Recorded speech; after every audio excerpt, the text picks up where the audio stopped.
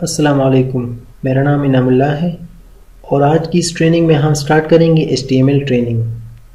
देखिए, HTML एक structure language है जिसकी मदद से हम वेबसाइट की या वेब की स्ट्रक्चर को बनाते हैं।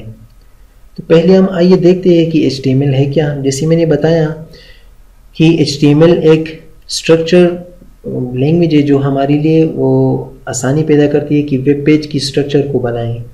HTML हम कहते हैं हाइपरटेक्स्ट मार्कअप लैंग्वेज को। हाइपरटेक्स्ट मार्कअप लैंग्वेज ये एक मार्कअप लैंग्वेज है जो कि जिसको हम एक तरफ से कह सकते हैं कि ये एक लूज लेवल लैंग्वेज है। लूज लेवल लैंग्वेज का मतलब ये है कि इसमें केस की सेंसिटिविटी नहीं होती।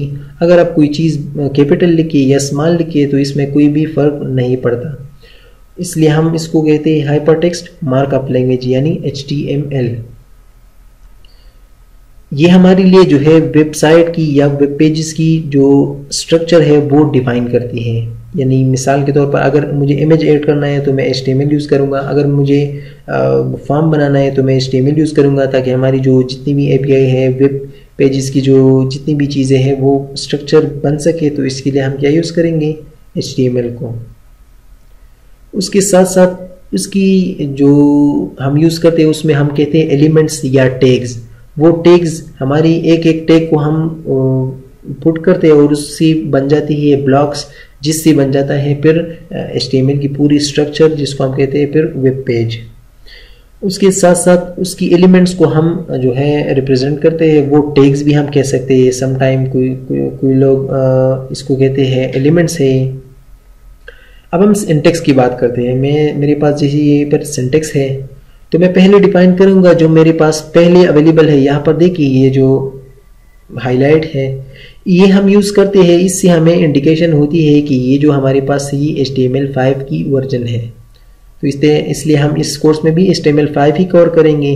तो इसलिए हम यहाँ पर जो भी less than sign, exclamation mark और डॉग टाइप को आप छोटा बड़ा भी लिख सकते हैं, कोई बात नहीं है, और फिर स्पेस HTML और ग्रेटर देन साइन। तो ये हमें इंडिकेट करता है कि हम यूज़ कर रहे हैं HTML5 की वर्जन। उसके बाद आता है HTML और HTML क्लोज टैग, यानी HTML ओपन टैग और क्लोज टैग। अगर आप ऊपर देखिए और नीचे देखिए, क्लोज टैग में और ओपन टैग में ये फ़र्क है कि क्लोज टैग में जो है फॉरवर्ड स्लैश होता है। ओपन टैग किस तरीके से हम लिखते हैं, लेस देन साइन, HTML और ग्रेटर देन साइन। इसको हम कहते हैं रूट ऑफ द पेज, यानी यही हमारी बेसिक पेज जो है वो यही HTML ओपन और क्लोज टैग बनाती है और ये ब्राउज़र को बताती है कि भाई ये HTML की पेज है। तो इसको हम कहते हैं रूट पेज। उसके बाद आते हैं, हम लिखते हैं हेड ओपन टैग और हेड क्लोज टैग। इसको हम कहते हैं कि जो top of the page use होता है इसको हम यूज़ करते हैं हेड ओपन टैग और हेड क्लोज टैग। यानी हेड इस तरीके से लिखना है, लेस देन साइन हेड और क्लोज, और फिर उसको क्लोज करना है head forward slash less than sign forward slash और हेड और क्लोज। उस हेड ओपन और क्लोज टैग के अंदर हम एक चीज़ लिखते हैं जिसको हम कहते हैं टाइटल टैग।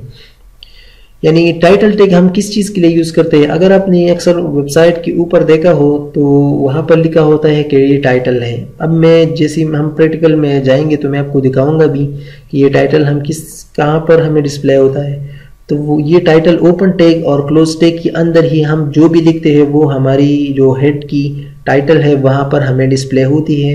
इसलिए हम इसको यहीं पर लिखते हैं, हेड के अंदर टाइटल ओपन और टाइटल क्लोज।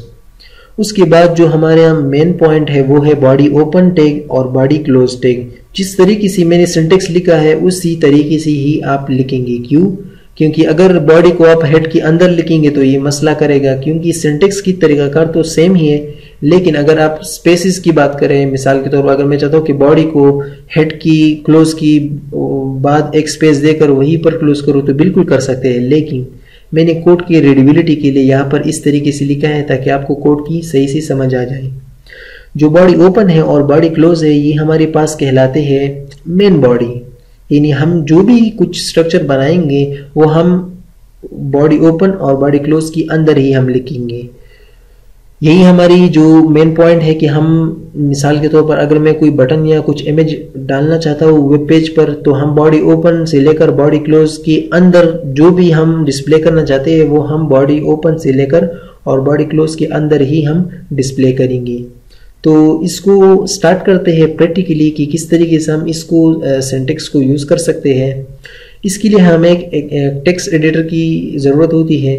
आप चाहे कोई भी एडिटर यूज़ करें, चाहे बहुत सारे अवेलेबल है, जैसे कि सबलाइम टेक्स्ट है, एटम है, ब्रैकेट है, नोटपैड प्लस प्लस है। आप अपनी कंप्यूटर में अगर कुछ भी इंस्टॉल ना करें तो आपके पास ऑलरेडी नोटपैड है तो उसमें भी आप लिख सकते हैं। लेकिन उस नोटपैड में मसला ये होता है कि अक्सर कोड में मसला आता है तो उसमें हमें पता नहीं चलता कि कौन सी लाइन में मसला है।